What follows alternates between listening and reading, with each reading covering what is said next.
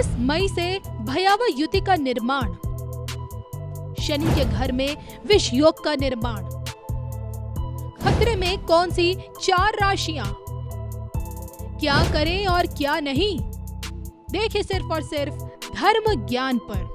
नमस्कार, धर्म ज्ञान के दर्शकों का स्वागत है। मैं हूं आपके साथ कविता राणा। मेरे साथ मौजूद है आचार्य महेश शर्मा जी। महेश जी, स्वागत है आपका। धन्यवाद कविता जी। सभी दर्शकों को सादर नमस्कार।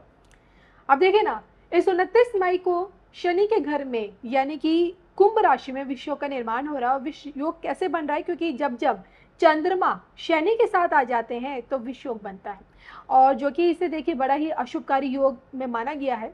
तो ऐसे में 29 मई से आने वाले 2.25 दिनों का जो समय है वो किन 4 राशियों के लिए थोड़ा सा कह सकते हैं कि भयावह स्थिति लेकर आ सकता है, किन के लिए खतरनाक भी साबित हो सकता है अगर वो संभल कर ना रहे।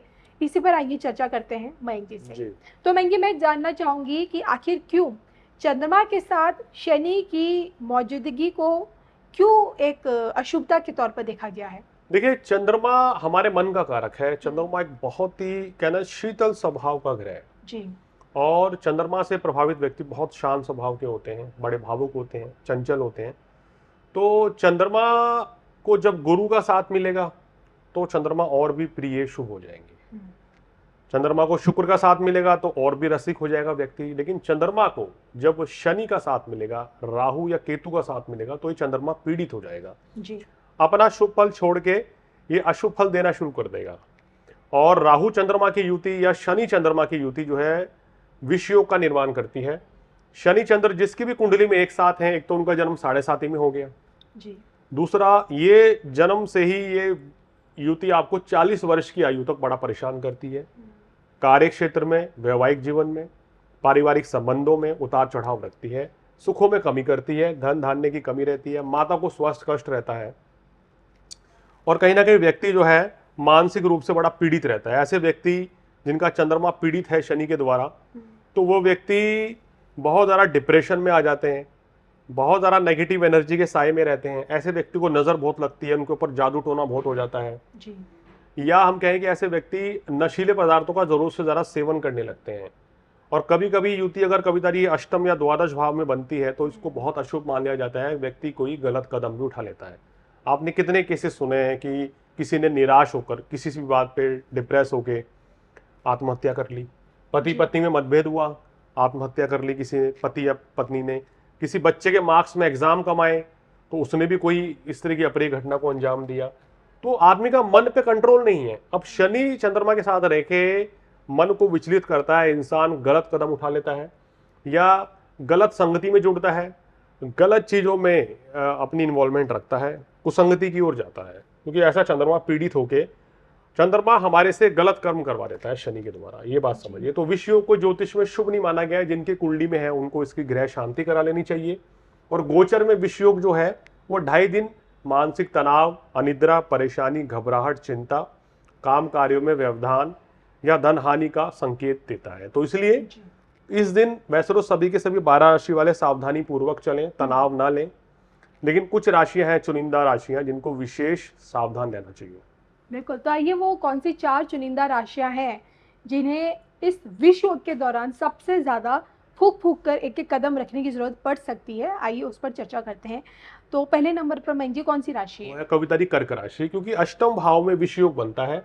अब चंद्रमा का अष्टम भाव में आना वैसे ही अशुभ माना जाता है। शनि पहले से बैठे हैं तो ढैया चल रही है जी। अष्टम भाव में शनि चंद्रमा की युति आपको किसी बात को लेके मानसिक तनाव पैदा कर सकती है, जीवन साथी के साथ वाद विवाद कर सकती है। इन 2-2.5 दिनों में आप किसी परेशानी में व्यस्त रहेंगे, डिप्रेशन में भी जा सकते हैं। तो अपने आप को इस चीज़ से बाहर निकालना है। अगर कोई दिक्कत होती है, कोई अशुभ समाचार मिलता है या बिजनेस में लाभ नहीं मिलता है, तो आप अपने आप को डिप्रेस होने से बचाइए, अन्यथा तो ये 2-2.5 दिन आपके बड़े कष्टकारी बीतेंगे। कर्क के अलावा? कर्क राशि के अलावा और कौन सी राशि है? वो वृश्चिक राशि। चतुर्थ भाव में रहेगा तो घर परिवार में वाद विवाद से बचें, कार्यस्थल पर कोई लापरवाही ना करें, अपनी सेहत का ध्यान रखें। और इस दौरान क्रोध की अधिकता से भी आपको बचना चाहिए, क्योंकि जो ग्रह स्थिति बन रही है वो आपका दिखा रही है कि क्रोध जो है इस समय बढ़ सकता है। थोड़ा संभल के चलें। कर्क राशि, वृश्चिक राशि। चलिए, अब तक मयंक जी ने वृश्चिक और कर्क के बारे में बताया। अब बात करते हैं अपनी तीसरे नंबर की राशि के बारे में। कन्या राशि है। कन्या राशि वालों के अब देखिए छठे भाव में बन रहा है, तो ये शत्रु बाधा की परेशानी या कार्य व्यवसाय में रुकावट, खर्च का अधिक होना, वाद विवाद का पैदा होना, सेहत संबंधी परेशानी रहना, किसी बात को लेकर व्यर्थ की चिंता करना, ये चीजें हावी रहेंगी आपके ऊपर। तो इन 2-2.5 दिनों में आप कोई नई शुरुआत ना करें और सबसे इंपॉर्टेंट ये कि अपनी सेहत का ध्यान रखें, रिश्तों को अहमियत दें, संबंधों को खराब होने से बचाएं। इस चीज का ध्यान रखेंगे तो बहुत अच्छा रहेगा। आपकी अंतिम और चौथे नंबर की राशि? वो है कविता जी मीन राशि। मीन राशि वालों के 12वें भाव में युति बनेगी, तो 7.5 ही आपके ऊपर चल रही है। तो यहाँ पर आपको शनि चंद्रमा की युति जो है वो कुसंगति की ओर ले जा सकती है। आप नशीले पदार्थों का जरूर से ज़रा सेवन कर सकते हैं। अगर आप इस तरह का सेवन कर रहे हैं तो करना छोड़ दीजिए, क्योंकि 12वां शनि और लगन में जब राहु होता है कविता जी, तो व्यक्ति नशीले चीज़ों का सेवन करने से पीछे नहीं हटता है जी। या इस समय पे व्यक्ति नशे की ओर बढ़ जाता है। तो यहाँ आपको इन चीज़ों से दूर रहना चाहिए। फिजूल खर्ची से बचें, धन का निवेश इस समय ना करें और इन 2-2.5 दिनों में अपने आप को विवादों से दूर रखें और कोई नए कार्य की शुरुआत ना करें तो आपके लिए अच्छा रहेगा, अन्यथा तो परेशानी बढ़ सकती है। ये 4 दिन जो है इन 4 राशियों के लिए, ये 2.5 दिन इन 4 राशियों के लिए बड़े परेशानी वाले रह सकते हैं। थोड़ा सा संभल के चलेंगे तो सुधार भी होगा।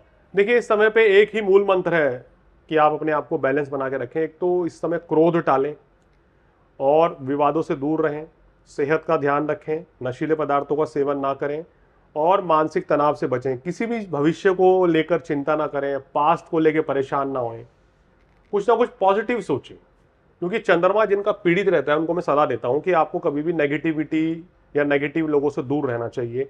अकेले कभी मत बैठें, क्योंकि ऐसे लोग फिर नेगेटिव हो जाते हैं।